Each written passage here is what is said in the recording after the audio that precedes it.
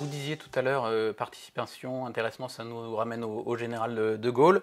Donc ça fait 50, 60, 70 ans que ces idées sont sur le tapis. Est-ce que ce ne sont pas surtout vos collègues chefs d'entreprise qu'il faut encore convaincre pour beaucoup d'entre eux?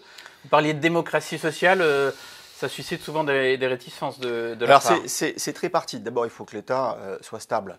Si ces instruments n'ont pas bien fonctionné ou n'ont pas été étendus à toutes les entreprises, c'est que nos politiques, ils adorent fiscaliser, adapter la fiscalité, et on avait un forfait social qui était monté jusqu'à 20%. Donc, chef d'entreprise disait, après tout, c'est quand même plus simple de donner une prime, un bonus, que d'utiliser ces mécanismes-là, qui en plus sont compliqué à mettre en œuvre dans l'entreprise. Ça, c'est le premier point. Le deuxième point, c'est qu'il faut convaincre les partenaires sociaux de négocier. Quand vous êtes une entreprise de 50 collaborateurs et qu'il vous faut négocier un accord pour mieux rétribuer vos collaborateurs, si vous avez un accord type de branche, ça se met en place très facilement. Et donc, il faut qu'il y ait des négociations qui donnent des accords type, notamment sur les accords d'intéressement. Et là, les partenaires sociaux ont une responsabilité. Et on peut refaire tous les dogmes des partenaires sociaux au sujet de ces instruments. Et puis, le dernier point, c'est effectivement les chefs d'entreprise qui trouvent ça compliqué et qui ne l'utilisent pas comme un levier de management. Beaucoup d'entreprises, la participation vécue par les salariés, c'est du nice to have. Au fait, combien on va avoir cette année de participation? J'en sais rien, non, je crois que l'entreprise a fait des bons résultats.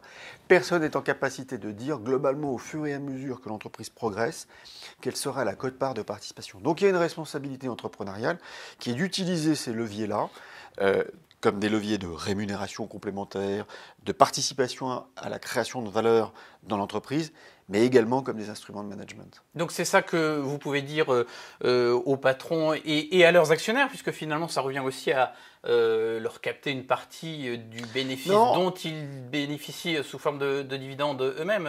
D'abord, non, ça existe depuis, pour les entreprises de plus de 50 salariés, c'est la loi, ça existe depuis 67. Dans les moins de 50, c'est possible, mais c'est peu répandu, très peu répandu. Non, alors, il y a parfois plus d'intéressement que de participation. Mais ce que je dis, c'est que c'est une meilleure association, on va dire, à la richesse produite par l'entreprise. Et au moment où on a des tensions de recrutement, de fidélisation de nos équipiers, eh bien c'est le moyen, je pense, de pouvoir mieux les intégrer dans l'entreprise.